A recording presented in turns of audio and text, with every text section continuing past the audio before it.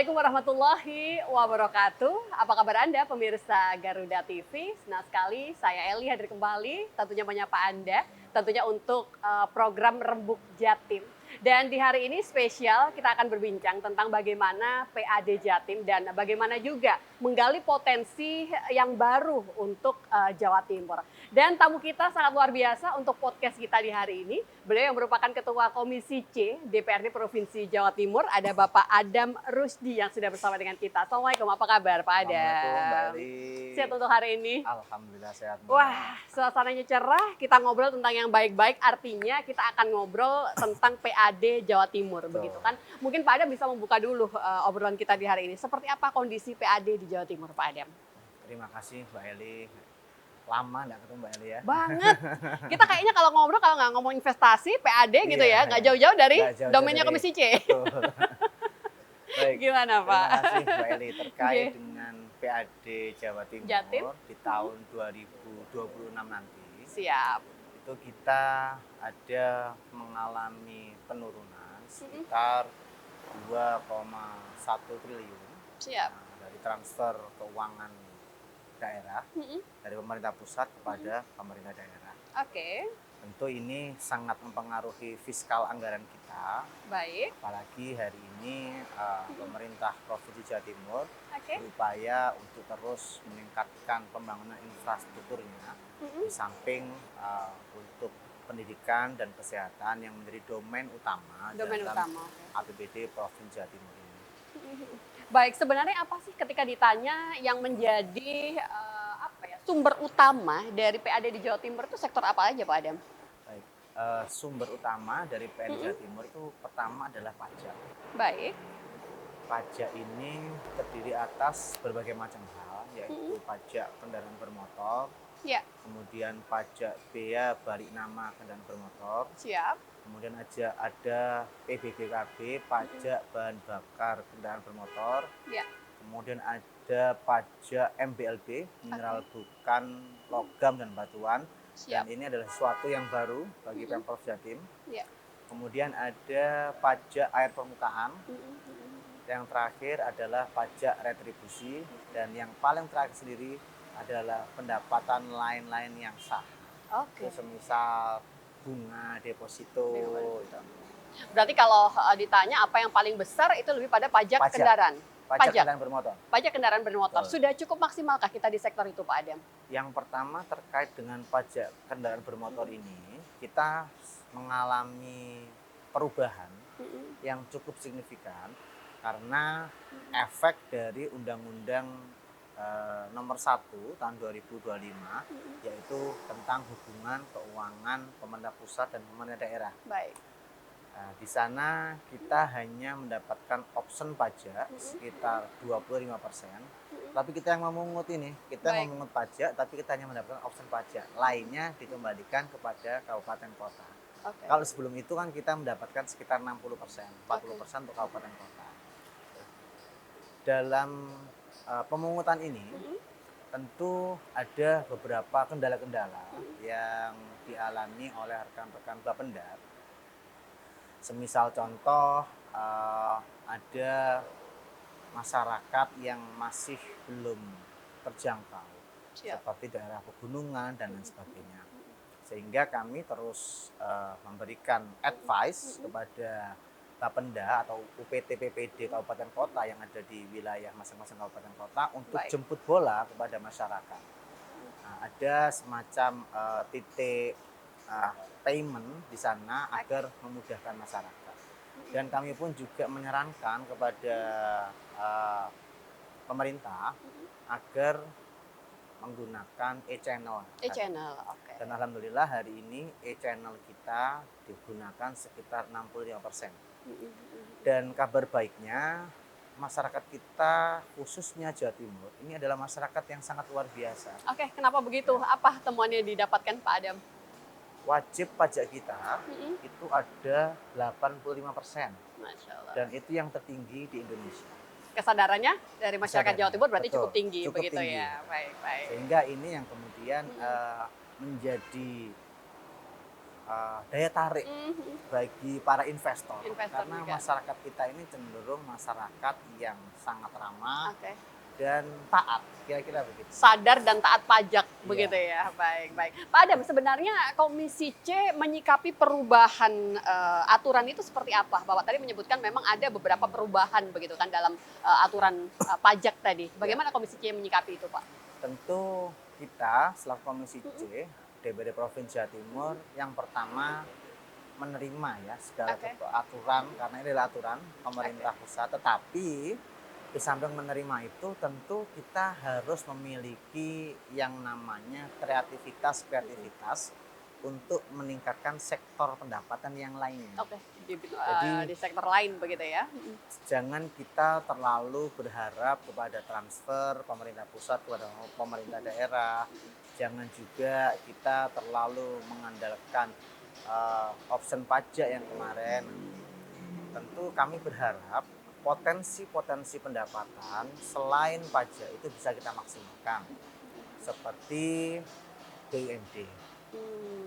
Hari ini BUMD kita di tahun 2026 nanti insya Allah pendapatan dari BUMD sekitar 471 miliar. Tetapi itu kita masih di bawahnya pemerintah Provinsi Jawa Tengah. Pemerintah Provinsi Jawa Tengah kalau nggak salah sudah 500 miliar ke atas. Oke, kita masih sedikit di bawahnya begitu ya. Ya, sehingga harapan kami sektor BUMD ini harus lebih ditingkatkan lagi. Jangan kerjanya jangan santai-santai lah. Jadi kerjanya harus lebih serius lagi. Betul. Untuk lebih meningkatkan di sektor pendapatan ini. Di samping itu ada juga aset, Mbak. Oke. Aset daerah. Aset daerah, BMD, barang milik daerah. Ini sangat tinggi sekali.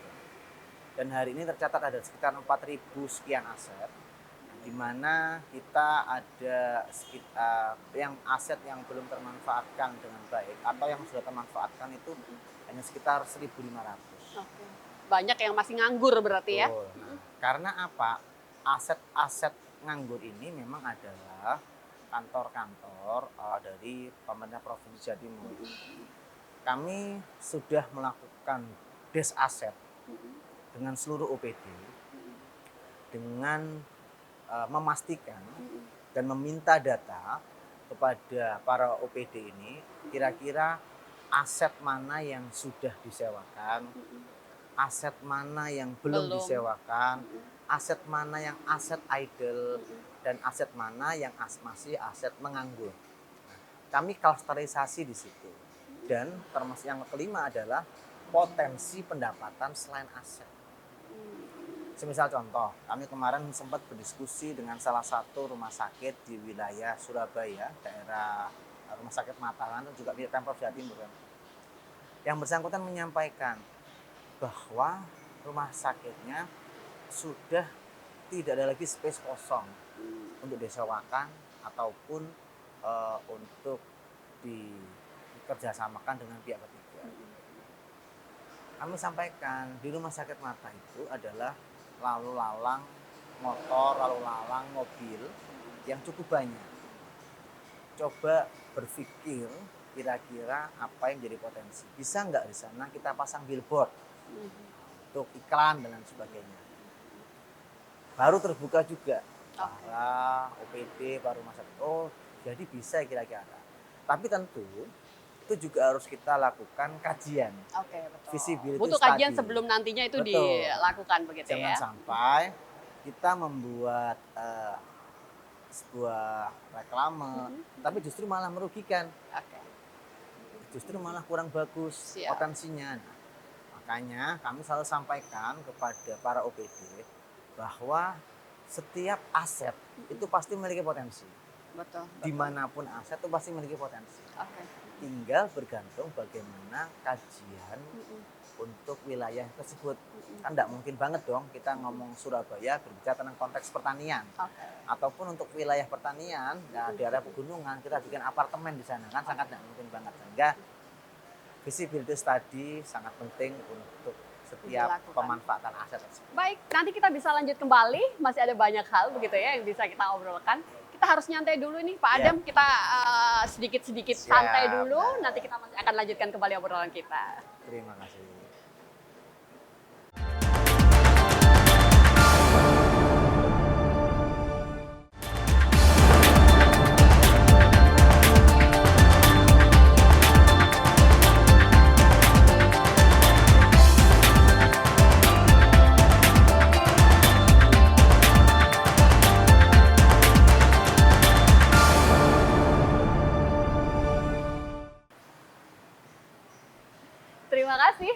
Garuda TV, Anda yang masih bersama dengan kami. Tentunya di satu segmen perbincangan kita tadi, saya sudah mendapatkan 2 poin penting dari apa yang disampaikan oleh narasumber kita yang sangat luar biasa. Pak Ketua, sebenarnya kalau ngobrol soal BUMD dulu sebelum nanti kita ke tadi aset begitu ya. BUMD itu sebenarnya kita boleh nggak sih? Atau memang orientasinya BUMD itu adalah lebih banyak ke sosialnya? Atau ke profitnya? Atau dua-duanya harus dapat? Bagaimana gambarannya Pak Adam? Secara aturan PP itu memang ada 2 fungsi Dari BUMD begitu ya? yang seolah-olah itu adalah sebuah aspek yang sangat berseberangan. Satunya Di sisi adalah lain begitu? profitable, Oke. di sisi lain ini adalah sosial. Ada misi sosial, Tetapi betul. setelah kita kaji aturan PP tersebut, Ya. misi sosial ini itu ada penugasan. Ada penugasan khusus di situ. Jadi sangat mungkin bisa berjalan dua-duanya. Oke. Semisal contoh misi atau misi sosial yang dilakukan oleh Bank BPR Jawa Timur.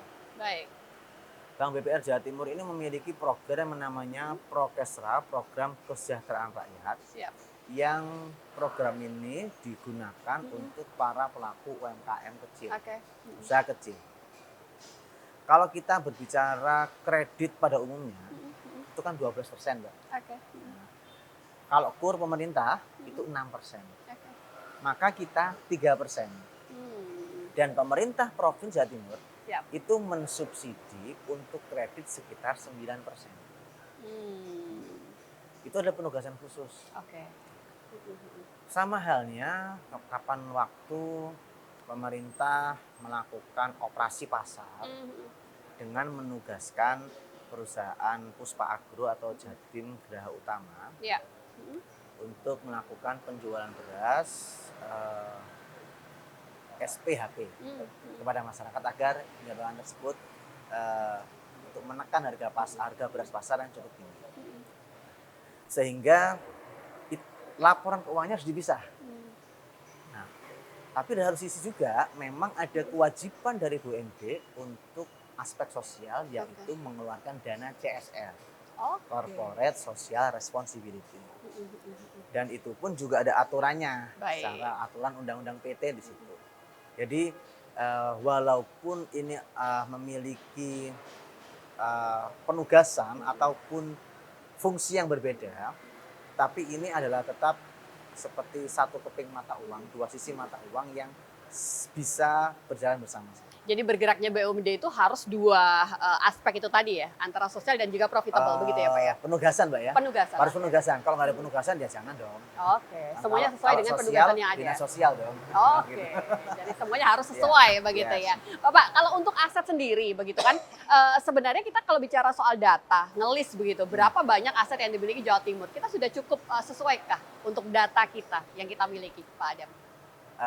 Berdasarkan aset kami dengan para OPD, ini memang masih belum maksimal untuk pendataannya.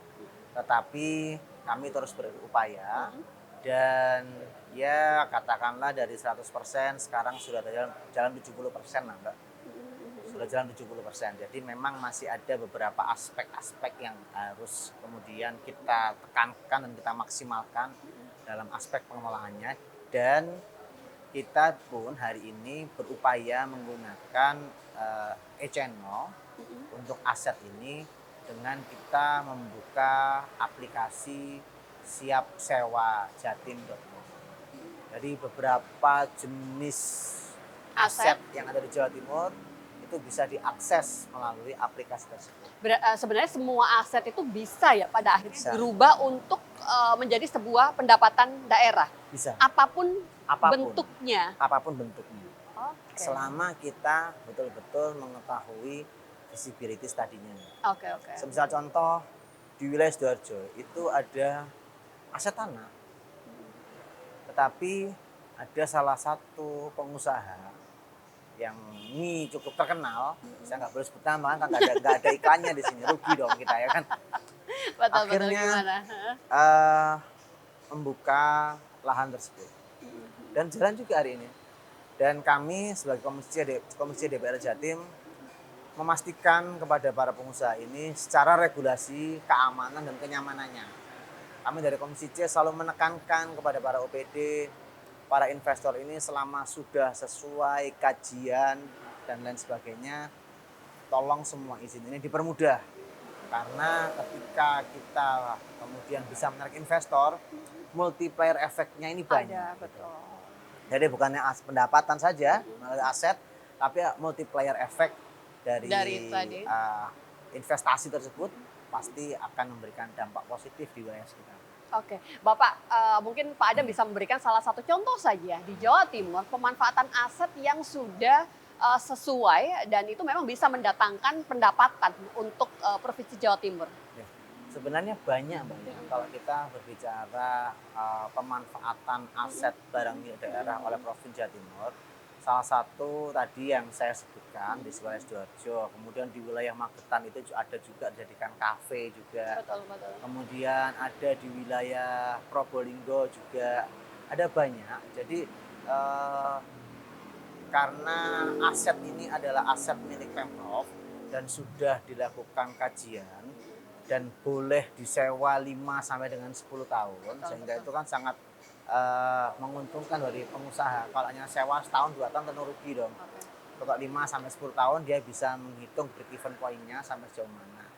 Semuanya berjalan dengan baik dan alhamdulillah sampai sejauh ini tidak ada kendala. Oke, semoga dengan yang e-channel tadi ya, Yeah. dengan sentuhan teknologi ini tentunya bisa lebih menjangkau seluruh lapisan masyarakat. Bapak, saya ingin Pak Adam menyoroti dari segi sosialisasi kepada masyarakat. Apa? Sosialisasi pada masyarakat. Okay. Sejauh mana masyarakat kita itu sebenarnya tahu Pak, kalau ada cukup banyak begitu kan aset-aset daerah yang sebenarnya itu boleh dimanfaatkan oleh masyarakat di Jawa Timur, Pak Adam. Memang tidak semua masyarakat Jawa Timur ini tahu ya bahwa semua aset pemerintah ini bisa disewa. Siap. Karena memang perihal ini segmentatif, rata-rata para pengusaha. Betul. Tapi pemerintah terus melakukan upaya-upaya sosialisasi seperti yang pernah kami lakukan juga.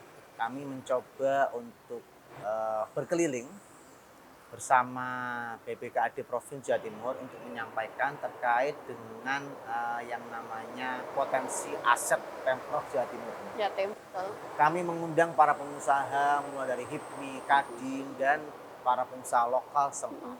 Kami sampaikan terkait dengan regulasi, terkait dengan asetnya, dan terkait dengan keamanan dan kenyamanan dalam bekerja sama dengan pemerintah Provinsi Jawa Timur. Jatim, oke. Dan alhamdulillah dari beberapa titik yang kami lakukan, ada 4 pengusaha yang mencoba untuk melakukan kerjasama dengan pemerintah Provinsi Jawa Timur. Ke depan pasti kami akan mengupayakan lagi karena ternyata pemerintah ini harus jemput bola. Pemerintah harus jemput bola. Di awal harus begitu dulu mungkin ya. Kita walaupun di awal sampai kapanpun kita sebagai pemerintah harus jemput bola karena kita adalah pelayan. Harus melayani itu tadi ya. Sehingga kita harus tahu persis segala aspek permasalahan, termasuk juga permasalahan investasi yang ada di daerah. Sekaligus Kira-kira mendengarkan apa? pada Betul. akhirnya. Nah, jadi di Betul, samping itu sepakat. kami juga jaring aspirasi lah. Kira-kira apa sih kendala, kapan waktu disampaikan tentang perubahan aturan yang membuat mereka harus merubah lagi. Nah, Siap. itu yang kemudian kami lakukan pendampingan kepada para pengusaha ini karena secara prinsip para pengusaha ini siap membayar pajak selama ada keamanan dan kenyamanan dan regulasi yang pasti untuk para pelaku usaha ini. Oke, Pak Ketua, sebenarnya kalau bicara soal digitalisasi dalam semua ini tentunya menjadi sebuah terobosan baru. Tapi ternyata kita harus break lagi, nanti kita bisa lanjut sebentar dan pastikan Anda tetap bersama dengan kami.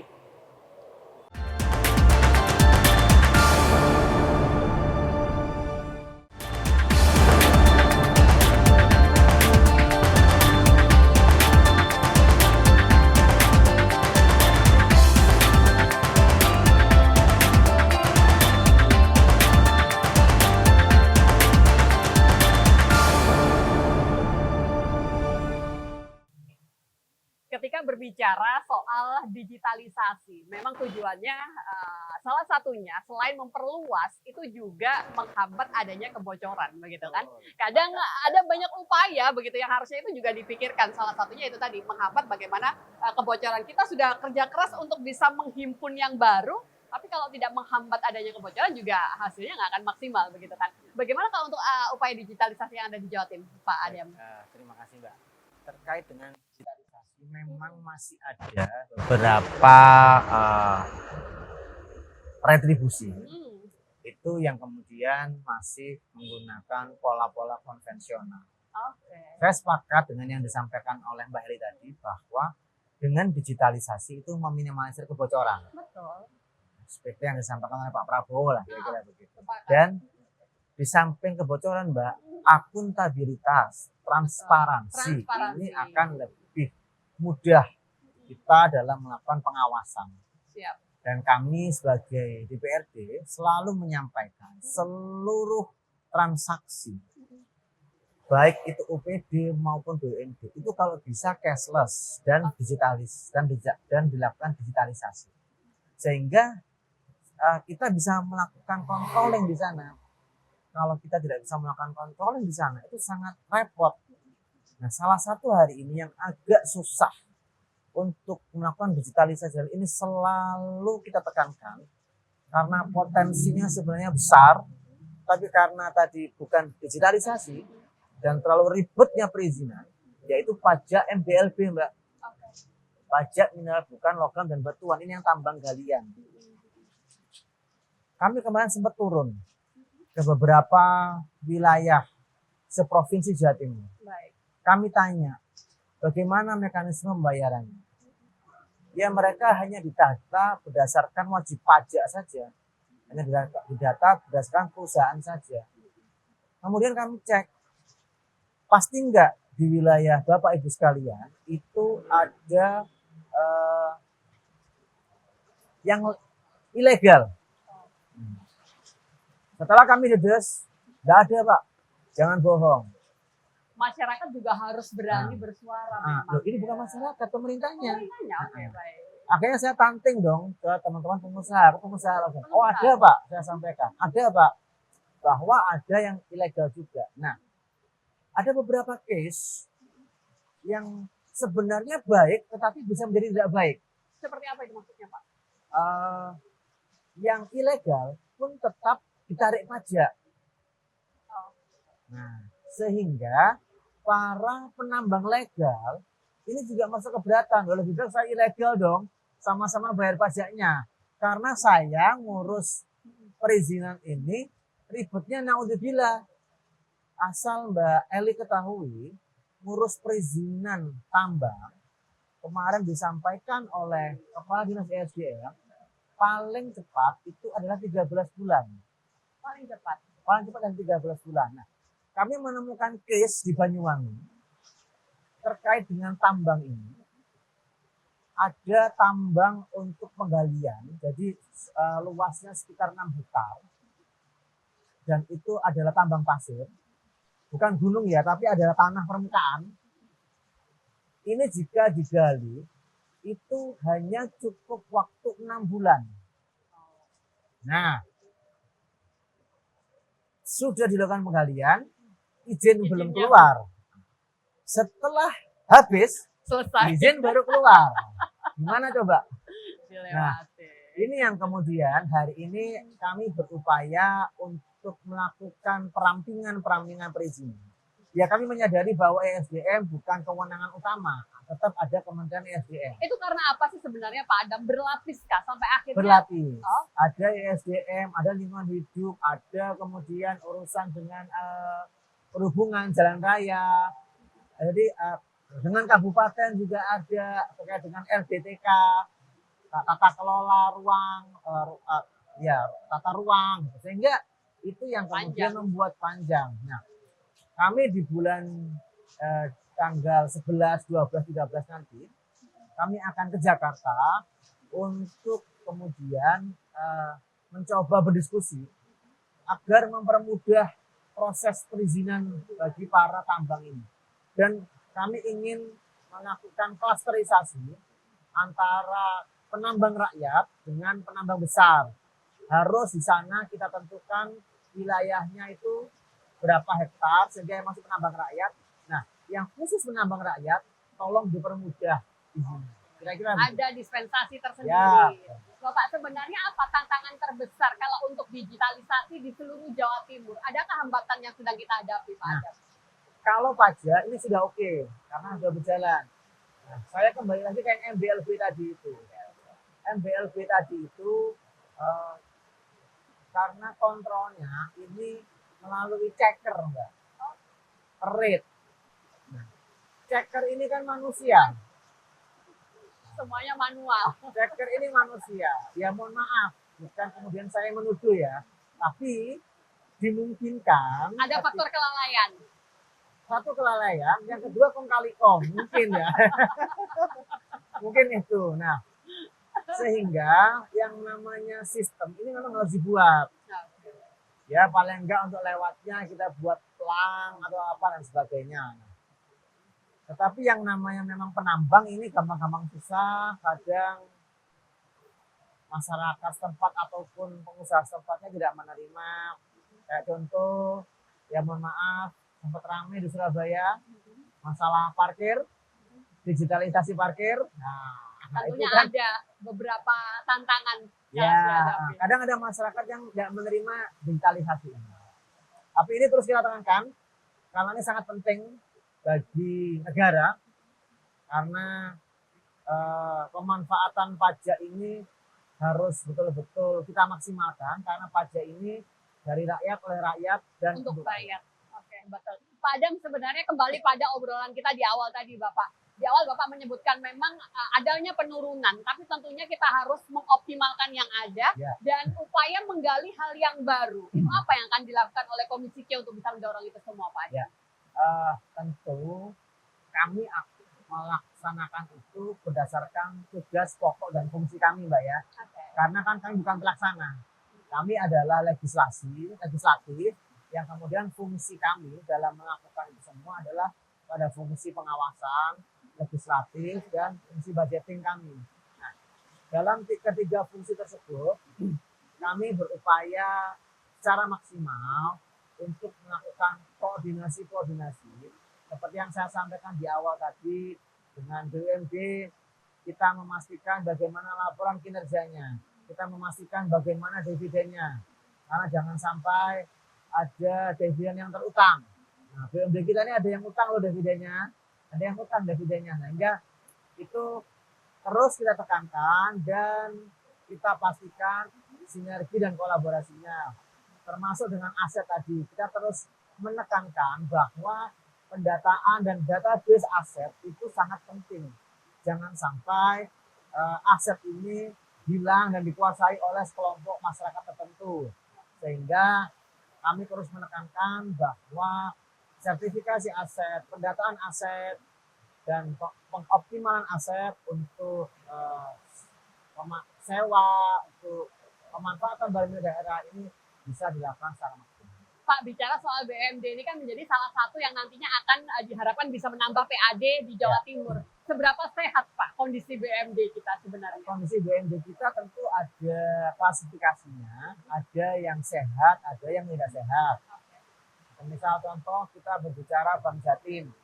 Kita turut berbangga karena hari ini Bank Jatim adalah bank BPD dengan dividen tertinggi se-Indonesia. Itu. Kemudian ada Bank BPR, ada Jam Kerja, kemudian ya yang sehat rasanya itu, yang lainnya agak seret-seret juga. Oh, PT Siar. Cuma PT Siar ini kita bukan saham mayoritas, kita hanya 25% saham. Kalau yang lain-lainnya ada yang Kebun Sugidel, tahu nggak Mbak Kebun Sugidel? Saling support berarti. Bukan. Ya? Seperti apa? Kebun ini kan induk, Gudel ini kan anak perusahaan, ya kan? Justru holding perusahaan ini mengambil keuntungan dari anak perusahaan. Ada juga yang seperti itu. Nah, sehingga kami terus menekankan kepada para direksi bahwa jabatan itu adalah amanah, tolong dilakukan secara maksimal betul, karena pertanggungjawaban yang telah diamanahkan oleh Ibu Gubernur, oleh para pemegang saham pada Pak Direksi ini harus dilakukan secara maksimal. Oke, baik. Bapak terakhir mungkin ada Oke. beberapa pesan-pesan yang bisa disampaikan untuk seluruh pemirsa Garuda TV. Silakan. Baik, terima kasih pemirsa yang telah menyaksikan acara ini. Ya. Yang pertama kami ingin menyampaikan bahwa Komisi C DPR Jatim memohon support dan dukungan dari para masyarakat Jawa Timur untuk mengawasi kami, untuk terus memberi masukan kami, khususnya berkaitan dengan kinerja kami. Dalam Siap. konteks pendapatan, kami juga memerlukan dukungan dari masyarakat agar masyarakat terus taat bayar pajak dan masyarakat juga mengerti bahwa pemanfaatan pajak ini betul-betul kita kontrol untuk kembali lagi kepada masyarakat.